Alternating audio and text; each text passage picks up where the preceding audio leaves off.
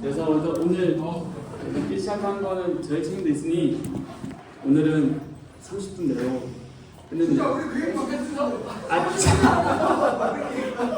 진짜. 저 끝나는 시간에 뭐 정리하나 정확히. 다들 스토어 지키세요. 딱 말씀 시작할 때부터 스토어 지켜놓으세요. 네, 스토어. 진짜 키시면 안 돼요.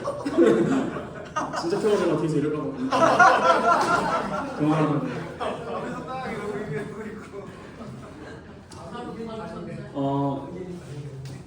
저희가 오늘은 시간상 찬송가 24장 제외하고 두 번째 이거 주보 보시고 나눠드린 주보 보시면은 찬송가 24장 제외하고 찬송가 시편 찬송 139편도 제외해서 시편 읽고 시편 90편 찬송하고 기도하고 찬송가 50장 하고 바로 말씀하고 말씀 30분 내로 마치도록 하겠습니다. 괜찮으시겠죠?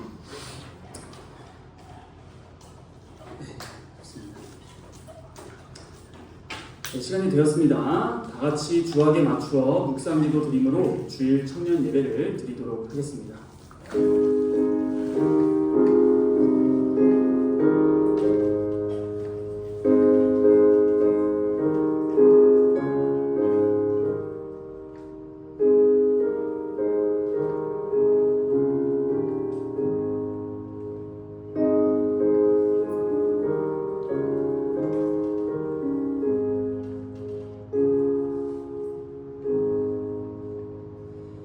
나의 하나님이여 나의 원수에게서 나를 건지시고 일어나 치려는 자에게서 나를 높이 드소서.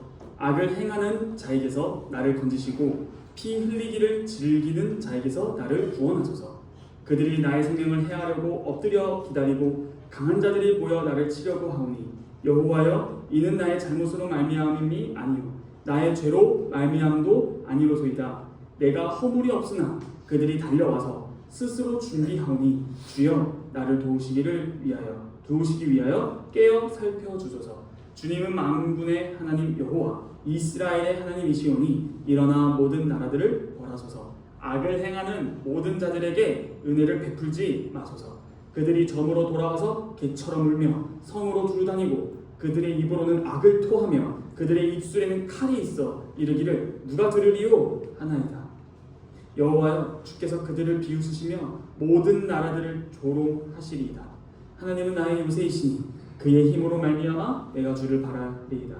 나의 하나님이 그의 인자하심으로 나를 영접하시며 하나님이 나의 원수가 보응받는 것을 내가 보게 하시리이다.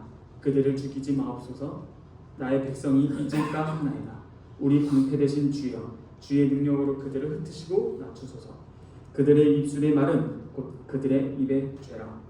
그들이 말하는 저주와 거짓말로 말미암아 그들이 그 교만한 중에 사로잡히게 하소서.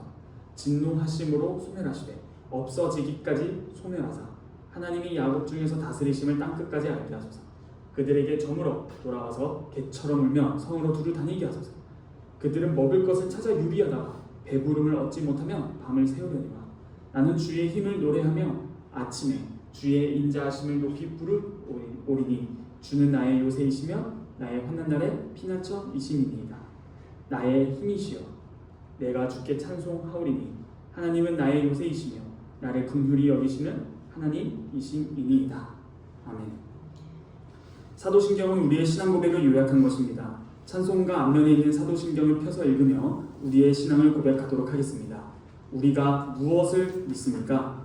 전능하사 천지를 만드신 하나님 아버지를 내가 믿사오며 그 외아들 우리 주 예수 그리스도를 믿사오니 이는 성령으로 잉태하사 동정녀 마리아에게 나시고 본디오 빌라도에게 고난을 받으사 십자가에 못 박혀 죽으시고 장사한 지 사흘 만에 죽은 자 가운데서 다시 살아나시며 하늘에 오르사 전능하신 하나님 우편에 앉아 계시다가 저리로서 산자와 죽은 자를 심판하러 오시리라.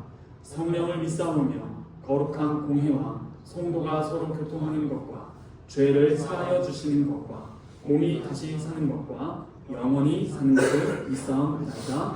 아멘. 다 함께 시편 찬송 시편 90편 1절에서 4절 찬양하겠습니다.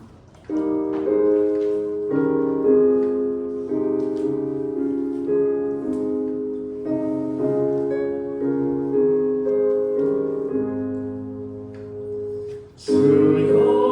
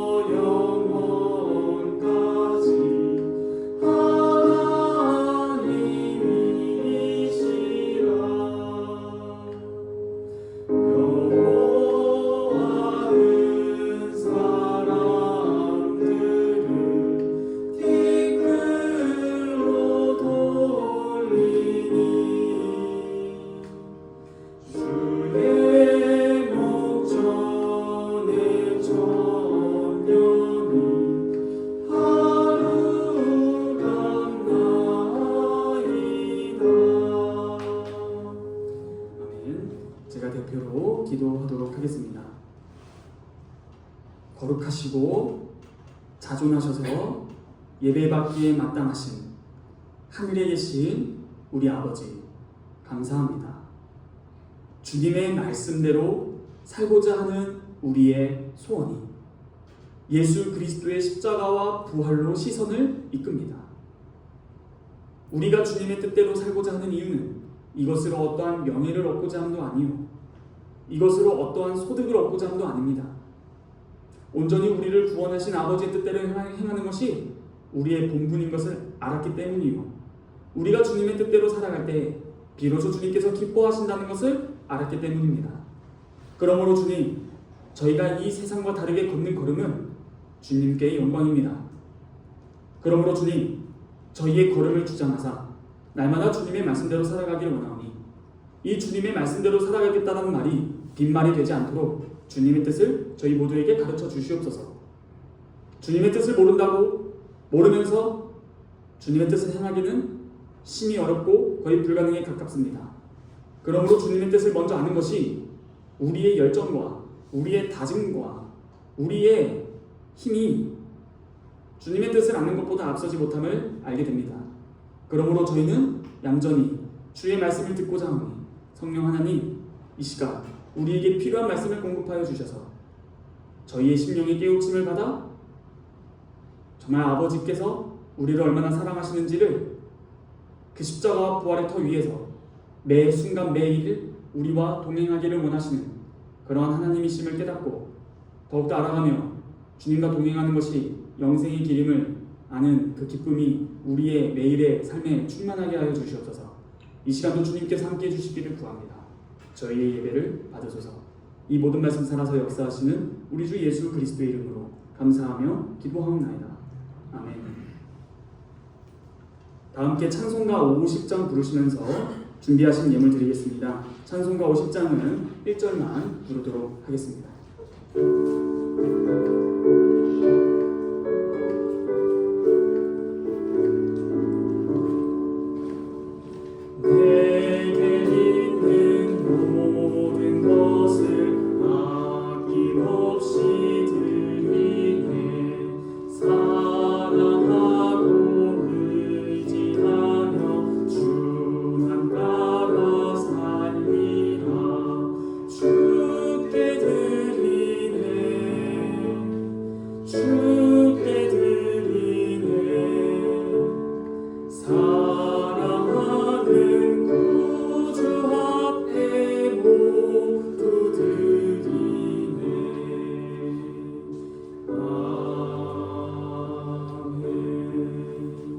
제가 드린 예물을 위해 기도하도록 하겠습니다. 하나님 아버지 감사합니다. 주님께 드리는 이 귀한 예물을 받아 주시옵소서. 이 예물은 각 드리는 우리를 대표하니 우리를 받아 주시옵소서. 무엇보다 주님의 명령을 잘 깨닫는 우리가 되기를 원하오니 아버지, 이 드리는 예물이 단지 기부나 부조가 아니라 주님께 순종하는 주의 명령에 귀 기울이기를 원하는 그 마음의 신앙 고백임을 고백하게 됩니다. 주님, 주님의 나라가 더욱더 확장되고 발전되고 풍성해지는 그것에 가담하기를 우리가 원하오니 저희 모두를 주님의 나라 확장의 일꾼들로 사용하사 주님께서 기뻐하시는 위치에 서 있어서 날마다 주께 순종하는 그런 저희 모두가 될 수 있도록 허락하소서.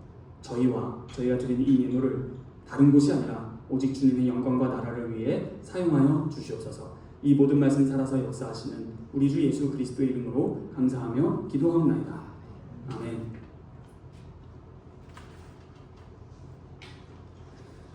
오늘 우리에게 주신 하나님의 말씀은 마가복음 4장 3절로 4절, 13절로 15절, 누가복음 8장 5절, 11절로 12절입니다.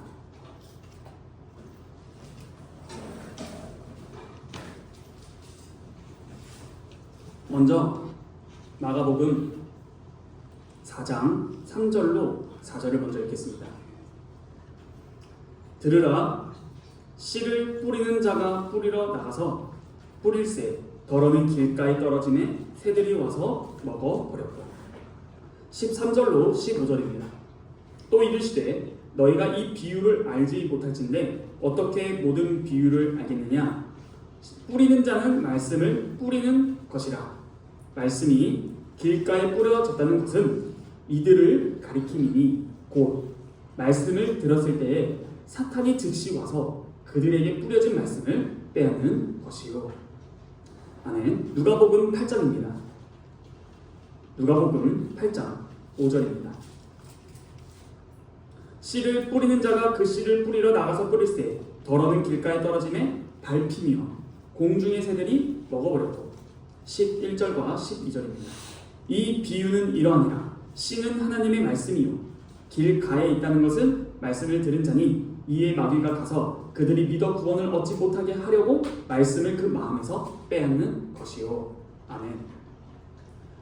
네, 저희는 지금 마가복음 1장 1절부터 마지막 장절까지 연속 강의를 듣는 중에 마가복음 4장에 도착하여 씨 뿌리는 비유를 듣고 있습니다. 저번에 드린 말씀을 핵심적으로 말씀드리면 그동안에 예수님의 가르침의 방식은 비유와 직설법을 섞어서 말씀하셨다면 이제는 아예 올리 비유로만 하시는 장면에 있는 것입니다. 그런데 이 비유를 하신 이유는 무엇일까요? 그것에 대해서 마가복음 4장은 명확하게 말하고 있습니다. 12절입니다.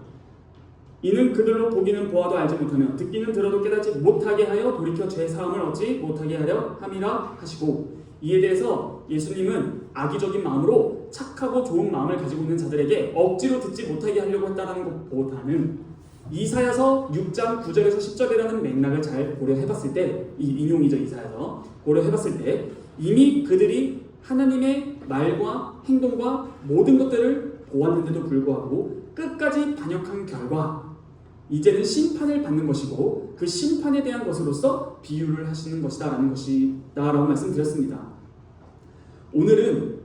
오늘부터 씨 뿌리는 비유의 4가지 밭 상태를 하나씩 살펴보도록 할 것입니다. 오늘은 길가입니다. 여러분, 오늘 이 씨 뿌리는 비유, 이 비유의 제목이 뭐라고요?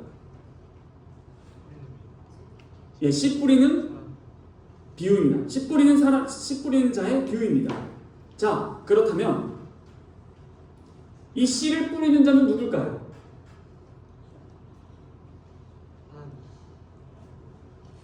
씨는 분명히 하나님의 말씀입니다. 뿌리는 자는요?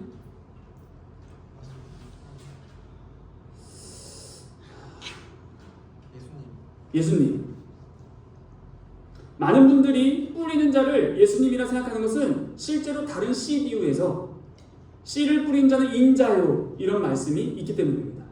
그런데 오늘 씨 뿌리는 비유는 씨 뿌리는 자의 정체성을 밝히지 않고 뿌리는 자가 하나님의 말씀을 전한다라는 것이었습니다. 그러므로 이러한 예수님의 의도는 매우 의도적입니다.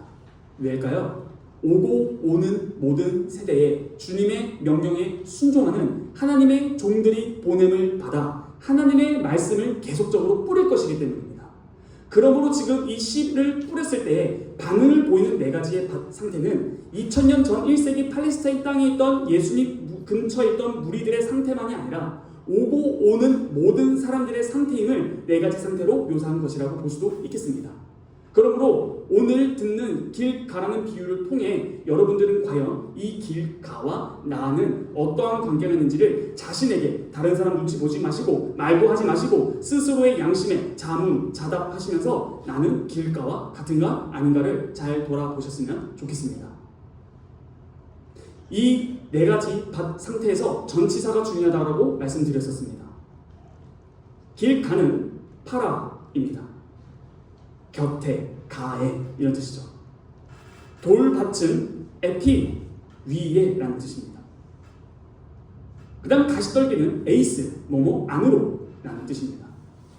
그러므로 개역 개정 성경에는 길가에, 돌밭에, 가시떨기에 라고 표현했지만 엄밀히 헬라어를 지적하면 길 곁에, 돌밭 위에, 가시떨기 안에입니다. 길가입니다. 말씀을 들은 자의 네 가지 상태 중에서 첫 번째 상태 길가에 속한 사람들의 특징은 말씀을 접촉했다입니다. 분명히 길 가도 씨를 만났습니다. 가에 있었을 뿐입니다. 이를 통해서 명백히 알 수 있는 것은 말씀을 한 번도 듣지 못한 불신자가 아닌 것 같습니다. 하나님의 말씀을 길거리에서 전도를 들었든 아니든 여하튼 분명히 들은 자입니다. 여러분, 성경을 한번 읽어보셨습니까? 성경을 읽다 보면은 도덕적으로 감화도 되시지요. 아, 나도 이렇게 살아야겠다. 혹은 오, 나는 저렇게 살지 말아야겠다. 이러한 결단도 생기기도 합니다. 그리고 실제로 성경을 읽으면은 어떠한 역사적 문헌들을 알 수 있습니다. 그것이 세상 학문으로서 고고학으로도 발전되고요. 그 다음 인류학으로도 발전되기도 합니다. 그래서 여러분들께 이런 말씀을 드려도 될지는 모르겠지만 최소주의자들이라는 자들이 있고 최대주의자들이라는 자들이 있습니다. 한마디로 최소주의자들은 어떤 자들이냐면 고고학으로 발견되지 아니하는 것은 믿지 않겠다라는 것입니다. 그래서 실제로 이들은 고고학을 굉장히 중요시 여깁니다. 말 그대로 실제로 성경이 역사가 많네, 이런 반응입니다. 그러므로 성경은 도덕적 감화를 줄 뿐만 아니라 역사적 팩트 자료도 됩니다. 진짜로 다윗이 존재했네? 라는 등 이런 것들입니다. 세 번째로 또 어떤 것도 할 수 있을까요? 성경은 저와 같은 신학생이나 전도사들에게 아주 핵심적인 신학을 발견하는 원천이 되기도 합니다. 그러므로 성경은 신학을 말해주는 책이기도 하겠군요. 또 여러분들이 마음이 컬컬할 때 위로를 받는 중요한 서적도 됩니다. 이와 같이 말씀은 여러 가지 기능을 하기도 합니다. 도덕적 감화를 주기도 하고요. 역사적 자료를 제공해 주기도 하고요. 신학적 입장을 제공해 주기도 하고요. 마음의 위로를 주기도 하는 것은 사실입니다. 그런데 하나님의 말씀을 받은 자들이 여러 가지 반응을 보이는데 과연 성경을 읽고 도덕적 감화를 받아 다윗이 간음했네, 나는 간음하지 말아야지 라는 어떠한 윤리, 도덕을 가르치는 것이 하나님께서 우리에게 이 성경을 주신 목적일까요? 분명히 성경을 읽어서 윤리, 도덕적으로 반성하고 반추하여 나의 삶을 제대로 다시 돌이켜보자는 각성이 생기기도 합니다. 사실입니다. 게으르지 말라라는 말씀을 읽었다면 게으르지 않기를 결단하기도 합니다. 기도하라라는 것을 말씀을 읽었다면 깨어서 기도를 하기도 합니다. 이런 식으로 성경을 읽고 감화해서 어떠한 윤리적 도덕적 실천을 옮기기도 합니다. 그러나 성경은 엄밀히 말해 우리에게 구원을 주는 하나님의 지혜입니다. 도덕적 감화와 교훈은 기독교 외에도 줍니다. 기독교의 독특성은 유일성은, 배타성은 구원입니다. 유일한 길인 예수 그리스도를 소개하고 믿도록 하는 것입니다. 그러므로 여기서 한 가지 도출할 수 있습니다. 성경을 읽고 말씀을 듣고 주일날 예배에 참석해서 내가 한 주간 어떻게 살아야 될지에 대한 도덕적 교훈을 얻어간다면 은혜를 받은 것일까? 만약 은혜를 받았다라고 표현이 가능하다면 불교에 가서 스님의 말을 듣고 나의 삶을 돌아보고 나의 삶을 고친다면 그것도 은혜 받은 것일 것입니다. 왜 기독교에서만 도덕적으로 사람이 바뀐다고 생각하죠? 아닙니다. 세상에 훌륭한 도덕군자들 많습니다. 왜 불신자들이 다 나쁠 거라 생각하시죠? 착한 사람 많습니다. 그런데 이 특징이 뭐냐면 말씀이 나에게 인간의 도덕적 교훈으로만 작용을 하고 있다면 곧 말씀이 주어진 목적, 즉 권위적인 구원의 작용은 없는 것입니다. 그러므로 성경을 읽고 도덕적으로, 윤리적으로 바뀌는 것 자체가 목적이 아닌 것입니다. 한마디로 말해 착한 사람 만들기를 위해서 성경을 주신 게 아니라는 것입니다. 세상에 착한 사람들 넘쳐 흐릅니다. 이것이 바로 하나님의 말씀을 듣거나 읽거나 공부를 했을 때 나타나는 증상이기도 합니다. 그 사람이 굉장히 도덕 윤리적으로 바뀝니다. 두 번째, 말씀을 들었을 때 어떤 사람들의 특징은 내 삶이 안 바뀌었으면 좋겠다라는 것도 있습니다. 쉽게 말해 인간이란 자신의 삶이 안정되면 그 안정하게 살게 되면 그 안정된 상태에서 벗어나기를 원치 않아 합니다. 즉, 말씀이 내 삶에 들어와서 나를 변혁시키려고 해도 나의 안정된 생활을 잃어버릴까봐 말씀이 속으로 깊이 들어가려고 하지 않고 말씀을 받기는 받되 자기의 안정된 생활을 저해하고 교란시키고 파괴할 만한 정도라고 인식이 돼버리면 말씀과 거리를 둡니다. 내 삶이 망가지기를 원치 않기 때문입니다. 자연스럽게 말씀에 대해서 방어태세를 취합니다. 여기까지만 하십시오. 그 이상 넘어오면 내가 쌓아온 나의 인생의 모든 걸음을 방해하는 것이니 더 이상 들어오지 마십시오입니다. 이러한 상태에서는 나의 모든 일생을 주님께 다 맡기고 의지한다는 것은 불가능할 뿐만 아니라 그러한 방어태세에서 하나님께 맡긴다라는 말은 거짓말입니다. 나의 삶은 주님께서 은혜로 인도하시지 아니하시면 어쩔 수 없다라는 이 절실한 심정으로 들어가는 상태는 절대 아닐 것입니다. 나에게 돈도 많고요, 생활을 지지할 만한 방법도 있고 지혜도 있고 능력도 있습니다. 한마디로 말해서 여러분들은 믿을 구석이 있습니다. 그러나 이러한 믿을 구석, 하나님을 제외한 어떠한 믿을 구석이 나를 지배하지 말아야 합니다.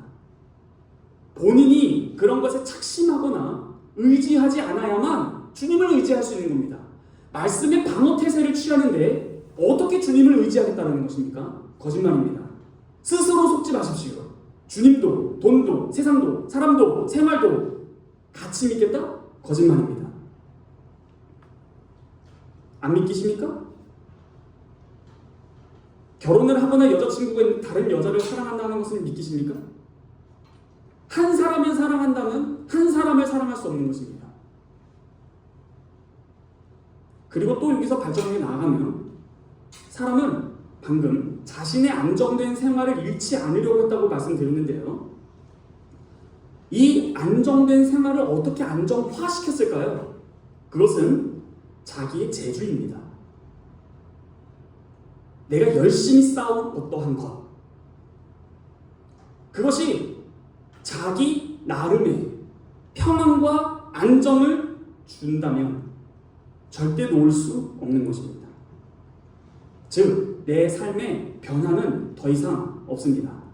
구안 혹은 투안에 빠지는 것입니다. 성경이 말하는 완전한 평안은 아닌 건 알겠습니다. 지금 내 삶이 성경이 말하는 하나님만이 주실 수 있는 평안은 아닌 것은 본인이 압니다.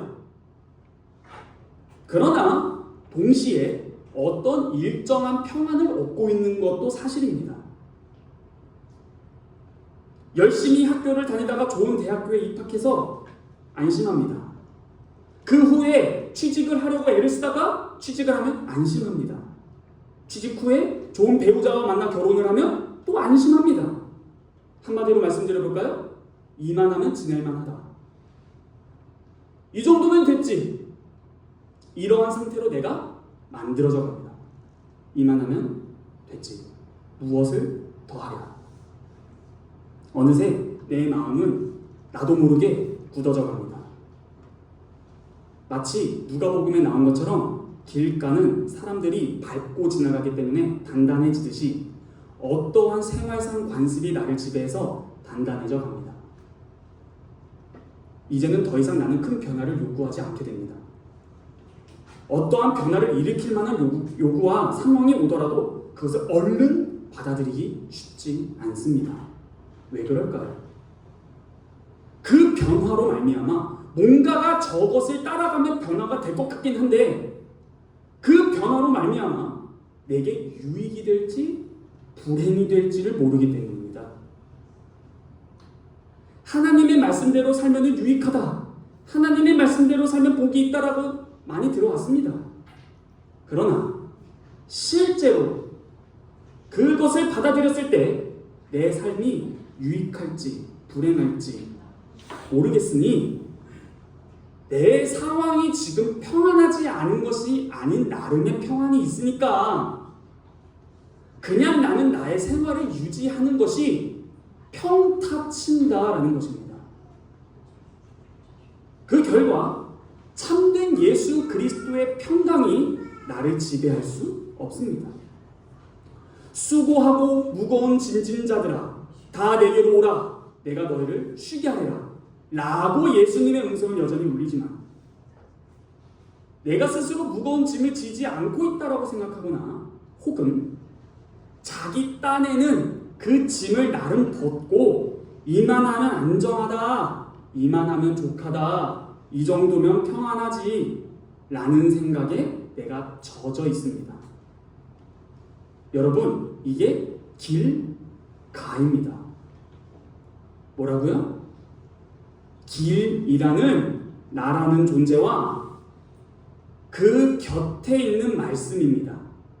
한마디로 말해 나와 말씀이 만난 적은 있고 연관성은 있지만 내 안으로 안 들어옵니다. 말씀은 말씀대로 내 삶은 내 삶대로입니다. 말씀과 접촉하지 않은 게 아니기 때문에 말씀드립니다. 그런데 오늘 본문을 보면 길가에 씨앗이 계속 남아있지 않습니다. 갑자기 새가 날아옵니다. 참새든 어떤 새든 날아와서 나와 관련이 있던 그 말씀인 씨를 삼켜서 떠납니다. 즉, 이 말씀은 나의 삶에 이제 없었습니다. 이게 무슨 말일까요? 길가의 의미는 나 따로 너 따로입니다. 난 나고 말씀은 말씀이고 말씀이 내 속으로 들어와 나라는 사람을 뚫고 나와서 열매를 맺는 게 아니라 관련은 있지만 별개입니다. 불편한 동거일까요? 그런데 이러한 말씀과 나와의 관계를 잘 알면 새가 날아와서 먹고 간다라는 의미는 분명해집니다. 즉, 말씀이 내 삶의 변화를 안 일으켰는데 안 일으키고 여전히 별개로 살다 보면 이 말씀은 어느새 나의 현실 생활에 실질적으로 필요한 이야기가 아니게 됩니다. 세월이 가면 잊어버립니다. 말씀이 나에게 불필요하다라고 판단하기 시작합니다. 여러분, 뉴스를 보셨나요? 혹시 한 달 전 뉴스 기억하시나요? 기억 못하시죠? 당시 한 달 전 뉴스를 볼 땐 그런 일이 있었어?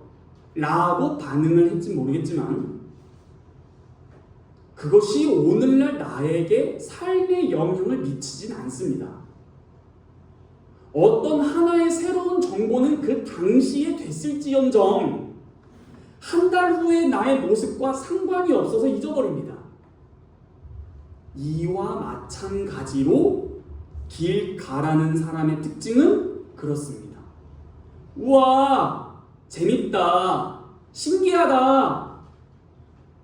그러나 그것이 나의 삶의 현실적이고 실질적인 생활의 변형은 안 일으킵니다. 고로 잊어버립니다. 즉 새가 와서 그 말씀을 먹어버립니다.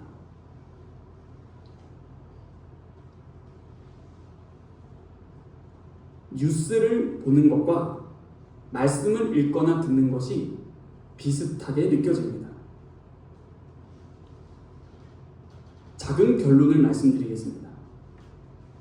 길가에 속한 사람들의 특징은 종교란 자기 생활의 한 부분의 장식에 불과하고, 만약 그 종교가 내 생활보다 조금이라도 앞선다든지 자기 생활을 지배하려고 한다면 거부합니다. 중요한 걸 잘 알아들으십시오. 기독교라는 종교 생활을 거부하는 게 아닙니다. 다만 나의 생활이 나의 어떠함보다 앞설 수 없다 입니다. 종교란 나의 유익을 위해 존재하기에 고로 적당하게 취할 건 취하고 말 건 말고 나는 나고 말씀은 말씀이고, 이게 길가입니다. 여기서 핵심은 길가는 분명히 씨라는 말씀과 접촉했다라는 사실입니다. 즉 길가는 말씀에 관심이 있는 사람들입니다. 말씀을 듣고 배우려고 시간을 내서 장소에 찾아가 강설을 듣습니다. 한마디로 말해 길가는 무신론자가 아닌 종교적인 요구가 있는 사람들입니다. 말씀과 매우 가까이에 위치한 사람이었습니다. 즉 길가는 예배당에서 설교를 들었든지 따로 말씀을 읽고 공부했든지 아니면 더 나아가 신학교에 가서 공부를 했든지, 확실한 사실은 그 말씀이 들어왔지만 안으로 들어가져서 감추어지진 않은 것입니다. 정리해드릴까요? 어려우신가요? 한마디로 말씀을 들었다면 들어가서 열매를 맺는 것인데, 그렇지 않고 내 깊이 인식과 심정 속으로, 더 정확히 내 모든 삶의 중심으로 안 들어갔다라는 게 길가지, 맨날 까먹고 기독교는 처음 들어보고 기억 상실증처럼 그렇게 나에게서 잊어버린다는 뜻은 아닙니다. 인식은 합니다. 한마디로 길가는 말씀을 배척하는 사람들이 아닙니다. 기억 못하는 바보들도 아닙니다. 자기가 취한 종교이기에 종교를 취한 사람답게 잘 기억하고 까먹으면 또 공부하면 됩니다. 그러나 이 길가의 핵심은 이 씨앗, 곧 하나님의 말씀이 그 사람에게 생명이 되어 나의 피와 살이 되어 나를 뒤집고 나를 고치고 나를 변화시키는 작용은 안 합니다. 생명의 작용으로의 효과가 나에게 없습니다. 즉 말씀의 작용이 항시적으로 자기 속에 없는 까닭에 매일 주일날 듣는 설교는 새로운 지식에 대한 정보적 제공은 되지만, 일정 시간이 지나면 한 달 전 뉴스처럼 나의 인생의 문제에 영향을 끼치는 말씀은 안 되는 겁니다. 그러므로 자연스럽게 뉴스 있듯이 잊어버립니다. 이런 자들의 특징이 바로 나와 너입니다. 마귀가 와서 말씀을 빼앗는다라는 이 현상은 말씀이 자신에게 아무런 작용을 할 수 없는 생활, 그것이 나를 지배하면서 나아가고, 그런 가운데 나는 그 안정 가운데 그냥 살아갈 뿐만 아니라 말씀까지라도 나의 주장, 나의 생활을 위해 이용하기도 합니다. 지금까지 내용을 잘 들으셨나요? 새, 곧 마귀가 와서 말씀을 빼앗는다는 것은요, 내 머릿속에 들어와 그동안의 기독교적 지식과 정보를 삭제한다는 것이 아닙니다. 길가입니다. 말씀이 나의 삶을 변화시키는 능력은 없는 겁니다. 이게 바로 마귀, 곧 사탄이 말씀을 빼앗는 중요한 방법론입니다. 쉽게 말씀드릴까요? 사탄은 교회에 가지 말라고 안 합니다. 더 쉽게 말씀드릴까요? 성경 읽지 말라고 안 합니다. 그건 뭘까요? 다 하되 그 말씀이 주어진 본질은 빼는 겁니다. 할 거 다 하라는 것입니다. 한마디로 말씀은 너의 삶을 변화시키는 게 아니다라는 것이에요. 너의 삶은 너의 삶대로 하면서 주일날 교회도 나올 수 있지. 찬양하십시오. 그러나 말씀이 주어진 본래의 의도에서 나는 이탈했습니다. 내 삶이 안 바뀝니다. 내 계획은 안 바뀝니다. 바꾸려고 합니까? 거부합니다. 내 삶이 안정된, 나름 안정된, 적당히 괜찮지 않느냐라는 것입니다. 그러므로 이렇게 말하는 것이겠죠. 주님 사랑합니다. but 적당한 거리의 관계를 두면서 지내는 것이 서로에게 유익할 것 같습니다. 죄송하지만 모든 것을 다 버리라는 말은 지나치시고, 아니 이 세상 살아보지도 않았나? 적당히 살면서 적당히 하고 적당히 하면 되지. 뭘 자기를 부인하고 십자가까지 지라고 합니까? 적당히 하면 되죠. 이런 자들에게 하는 말이 뭐라고요? 들어도 듣지 못하고 보아도 보지 못하고 깨닫지 못하여 내가 말하노니 죄 사함을 얻지 못하게 하려 함이니라. 그에게는 누가복음에 따르면 구원은 없습니다. 우리 성경 말씀 하나 찾아볼까요? 제가 말하는 것이 진짜인지. 디모데후서 3장 보도록 하겠습니다.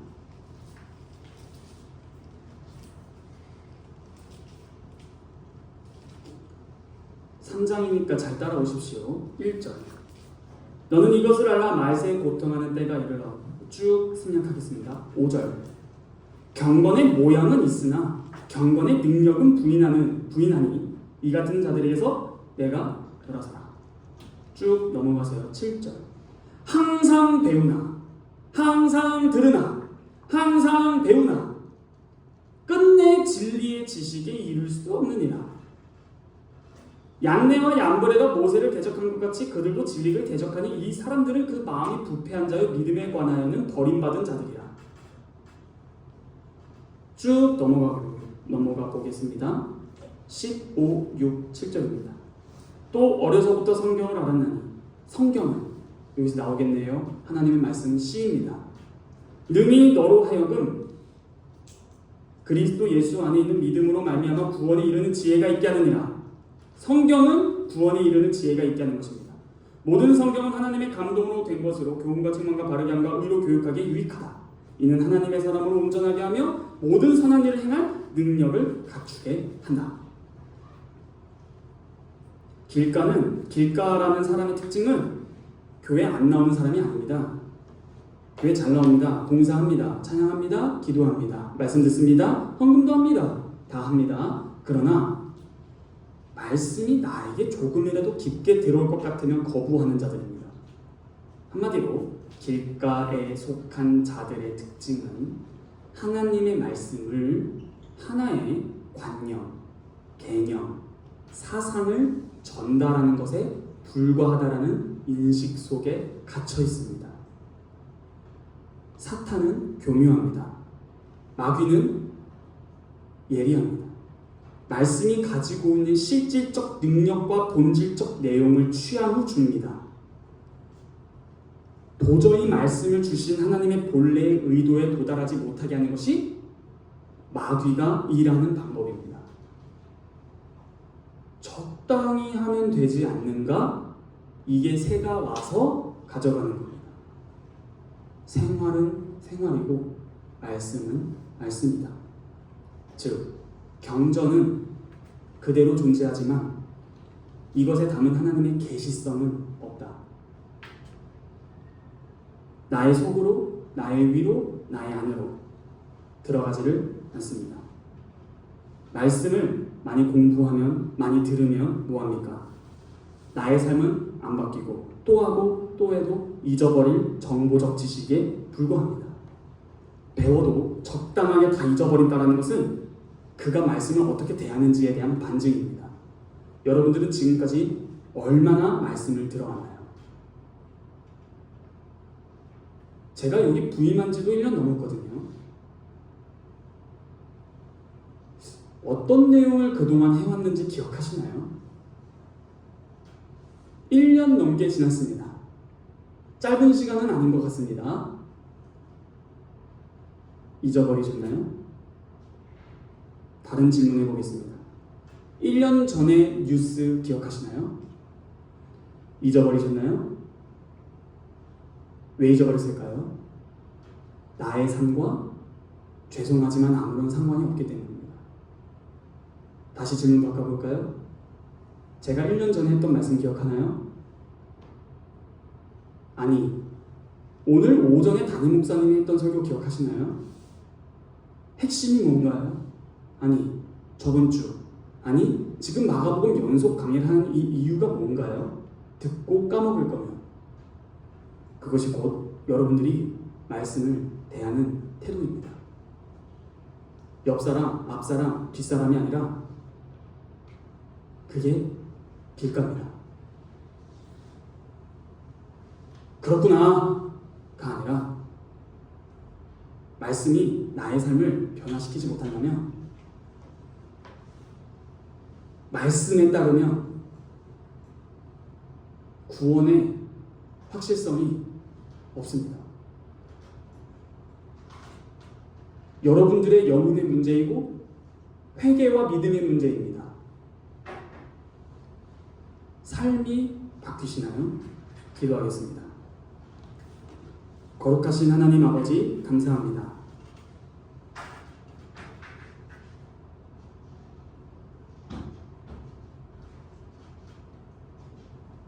말씀을 많이 알아도 말씀을 알기 전과 후가 그렇게 그닥 다름이 없다면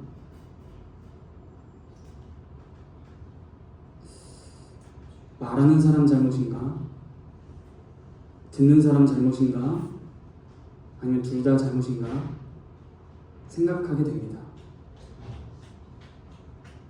항상 하나님의 말씀은 살아있고 활력이 있어 좌우의 날성검같이 우리의 영과 혼과 골수를 찔러 쪼개기까지 한다고 하셨는데, 우리의 삶에 그 말씀의 날카로운 검의 효과와 효능이 없다면 둘 중 하나일 것 같습니다.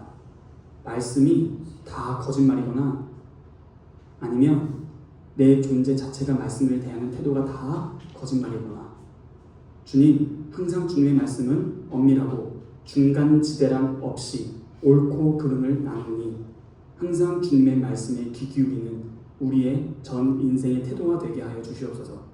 계속적으로 주님, 주의 깊은 말씀을 전해주시는 동시에 깨닫게 하여 주셔서 말씀에 대한 태도를 점검하게 하시고, 우리가 그동안 관습화, 습관화 되지는 않았는지 돌아보아 내가 길가와 같다면 긍휼을 베푸사 다시 한번 기회를 주셔서 열매를 맺는 도로까지 나아갈 수 있는 그 길 또한 가르쳐 달라고 주님께 호소하게 됩니다. 주님, 주님의 속성, 사랑과 자비와 긍휼과 오래 참으심에 호소할 뿐입니다. 주님 우리 모두를 긍휼히 여겨 주시옵소서. 이 모든 말씀 살아서 역사하시는 우리 주 예수 그리스도의 이름으로 감사하며 기도합니다. 아멘. 다 같이 찬송가 2장 찬송하겠습니다.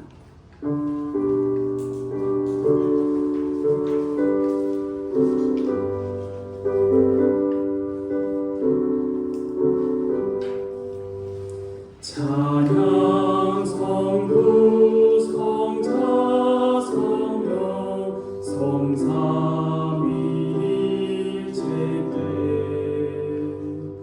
영원 무궁하기까지 영광을 돌리세 영광을 돌리세.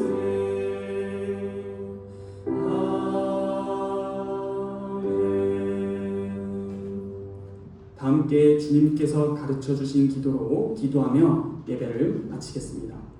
하늘에 계신 우리 아버지여, 이름이 거룩히 여김을 받으시오며 나라에 임하옵시며 뜻이 하늘에서 이루어진 것 같이 땅에서도 이루어지이다.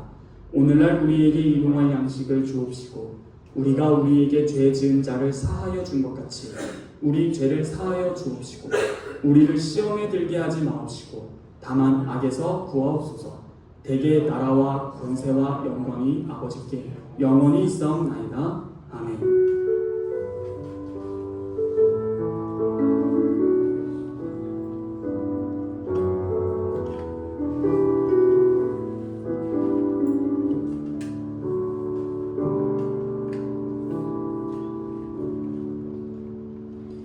네, 광고 드리겠습니다. 먼저 하나님의 은혜가 여러분들께 있기를 바랍니다. 계속적으로 11시 예배 후 12시부터 1시까지 식사가 진행되고 그 후로 1시부터 30분에서 40분 정도 웨스트민스터 소요림답이 계속 진행되고 있습니다. 그리고 청년부 예배가 2시에 지금 이 장소에서 진행됩니다. 오늘 같은 좀 변수가 일어났는데요. 그래도 여러분들이 손에 다 들고 계신 그것 때문에 늦었으니 양해 부탁드립니다. 계속적으로 청년부 성경 통독이 진행되고 있는데요. 많이들 지치셨죠? 끝까지 잘 힘내 주시기를 바랍니다. 기도 제목이 있으신 분들은 언제나 제게 말씀해 주시면 함께 그 문제를 두고 문제를 풀어가면서 하나님의 뜻을 기도하며 같이 구했으면 좋겠습니다. 그리고 계속 소요림답과 예배 영상 유튜브에 올리고 있습니다. 현장에 참석해서 예배하지 못하신 분들은 유튜브 영상으로 들으셔도 괜찮겠습니다. 그리고 저저번 주에 청년들 남아서 우리 헌금에 대해서 궁금하다 해서 지금 계속 제가 청년부 공지방에 헌금에 대해서 올려드리고 있는데 10분 정도 음성 메모로 올려드리고 있는데 잘 듣고 계시나요? 네, 큰 소리로 대답해 주셔서 감사합니다. 잘 들어주시기를 부탁드리고요. 네, 그거 저도 준비하면서 너무 재밌게 하고 있는데 다른 또 학교 전도사님들이 컴플레인 걸로 왔습니다. 10분 한다면서 왜 11분 하냐. 그래서 많이 공격을 받아서 또 사죄했다라는 그런 역사가 있었습니다. 그렇지만 저도 말씀드렸죠. 싫으면 듣지 마라. 그랬더니 그쪽에서도 사죄의 은혜가 있었습니다. 이렇게 재밌게 잘 학교 생활하고 있는데 여러분들이 궁금해하는 헌금에 대해서 올려드리고 있으니 계속 보시면 되겠습니다. 언제까지 진행될지 모르겠지만 꽤나 좀 길어질 수 있는데 다들 들으셨죠? 진짜 들으셨어요? 문제 냅니다. 진짜 내요? 환상. 항상. 천민영제 나와 있어. 성경이 원래 구약에서 11조 원래 10의 몇 조? 2조. 최근 건 안 되는 형용문자. 4번 안 들었죠? 오케이. 4번에 나와. 4번에 나와요. 몇 조? 10의 4번까지 들으신 분 손. 네, 구약은 원래 10의 3조. 구약대로 하자, 성경대로 하자. 그걸 말 하면 안 돼요. 성경대로 하자 그럼 10의 3조. 자, 처음에 11조 누구에게? 첫 번째 11조 누구에게? 어떻게 써요? 예, 레위인들에게. 두 번째 11조는 어떻게 써요?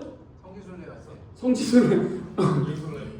예, 예루살렘에 올라갈 때 여인 경비. 그렇죠. 그때 이스라엘 남자는 3번 가는데 혼자 갑니까? 가족들과 같이 가고 근처에는 레위인 데리고 가라. 그렇죠. 그리고 세 번째 11조는 어떻게 쓰죠?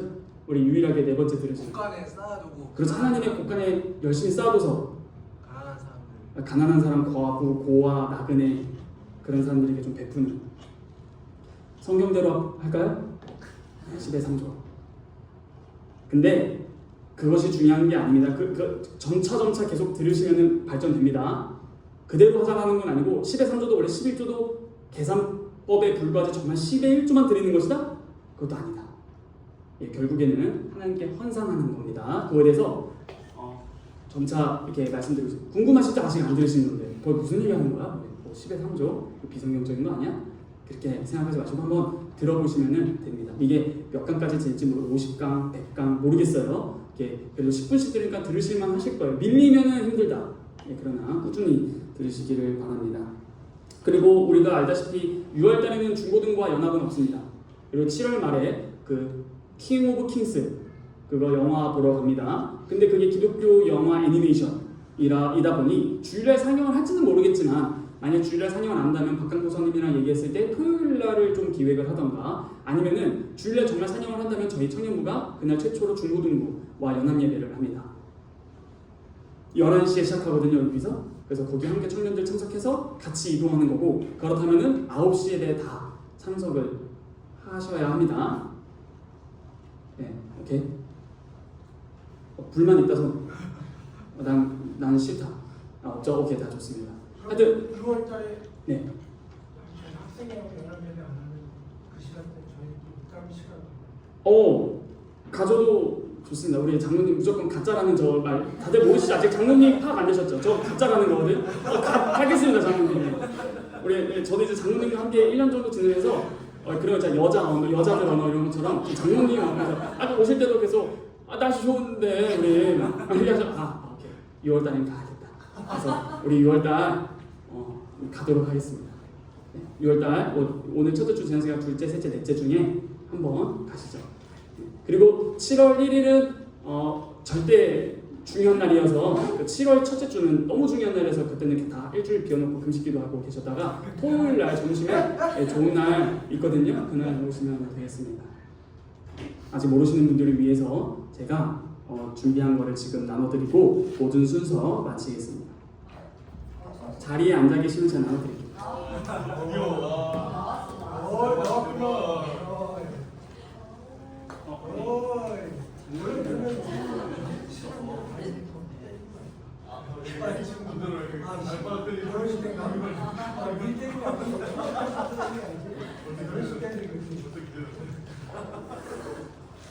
말로 해 말로.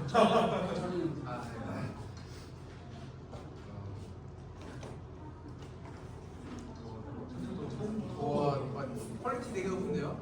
네. 와. 제가 맨날 피곤했던 이유가 인형.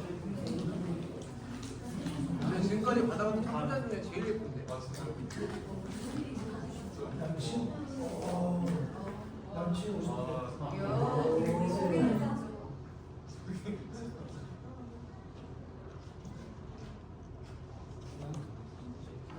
부모님께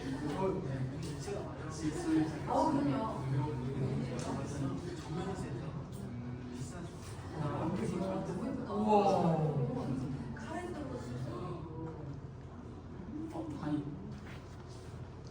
글씨체도 너무 예쁜 것 같아요.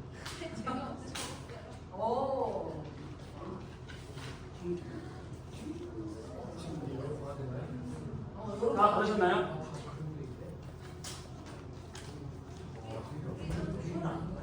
다 받으셨죠?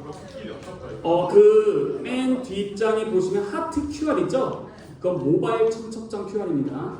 그래서 그거 보시면은 모바일 청첩장 들어서 더 많은 사진과 더 정확한 장소, 날짜, 시간 있습니다. 그렇게 보시면 되겠고, 그래서 제가 이거를 그냥 드리면은 예의가 아니죠. 원래 청첩장 모임이라는 것도 있잖아요. 그래서 그렇죠. 원래 6월달에 스테이크 같은 함박 스테이크 같은 거라도 마시는 거잖아요. 우리 청년들 한 둘째 주나 셋째 주에 제가 드리도록 하겠습니다. 그래서 친구들 다 내려오는 건데. 그 형님형제는 못 온다고 하니까 뭐 대신 먹을게. 그래서 제가 둘째 주나 셋째 주 혹은 넷째 주에 어차피 우리가 강집사님들 모이니까 그때라든지 뭔가 이렇게 제가 준비해서 또 말씀을 드리도록 하겠습니다. 그리고 7월 5일날 대상은 저기 보이시죠? 네, 저희 우리 자매님과 함께. 네. 근데 이걸 드리는 건 절대 부담을 가지지 마시고 기도해 주셨으면 좋겠어요. 그걸로 족합니다. 그걸로 족하고 진짜요?